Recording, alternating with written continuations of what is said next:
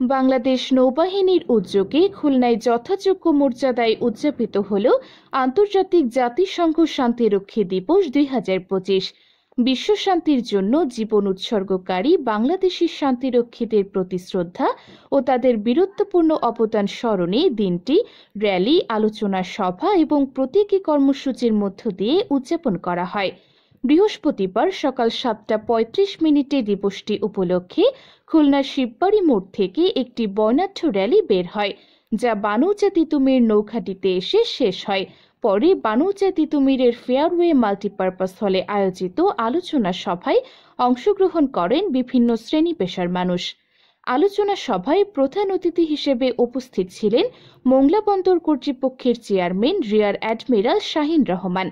অনুষ্ঠানে আরও উপস্থিত ছিলেন জাতিসংঘের স্থানীয় প্রতিনিধি, খুলনা ও যশোর অঞ্চলের সেনা, নৌ ও বিমান বাহিনীর কর্মকর্তারা, অবসরপ্রাপ্ত শান্তিরক্ষী সদস্যরা, পুলিশ, স্থানীয় প্রশাসনের কর্মকর্তারা, শিক্ষার্থীরা ও নৌ স্কাউট সদস্যরা। অনুষ্ঠানে শান্তির প্রতীক পায়রা ও বেলুন উড়িয়ে শুভ সূচনা করা হয়। কোরআন থেকে তেলাওয়াতের মাধ্যমে শুরু হওয়া অনুষ্ঠানে শান্তি রক্ষায় শহীদ 168 জন সদস্যের স্মরণে 1 মিনিট নীরবতা পালন করা হয়। উল্লেখ্য, জাতিসংঘ শান্তিরক্ষা কার্যক্রমে অংশগ্রহণকারী দেশের মধ্যে বাংলাদেশ শীর্ষস্থান ধরে রেখেছে। এখন পর্যন্ত বাংলাদেশ সশস্ত্র বাহিনী ও পুলিশের মোট 2,558 জন সদস্য বিশ্বের 43টি দেশে 63টি মিশনে অংশ নিয়েছেন। শান্তি প্রতিষ্ঠার এই ঝুঁকিপূর্ণ দায়িত্ব পালন করতে গিয়ে 168 জন বীর শান্তিরক্ষী শহীদ হয়েছেন।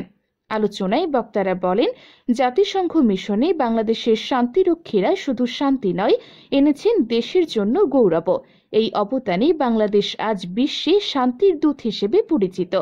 অনুষ্ঠানে বক্তারা আরও জানান, ভবিষ্যতেও বাংলাদেশ শান্তিরক্ষী পাঠানো অব্যাহত থাকবে এবং সশস্ত্র বাহিনী পেশাদারিত্ব, সাহসিকতা ও সততার মাধ্যমে বিশ্ব শান্তি রক্ষায় গুরুত্বপূর্ণ ভূমিকা রাখবে। দিবসটি ছিল শুধুমাত্র শ্রদ্ধার নয়, ছিল গর্ব ও প্রত্যয়েরও।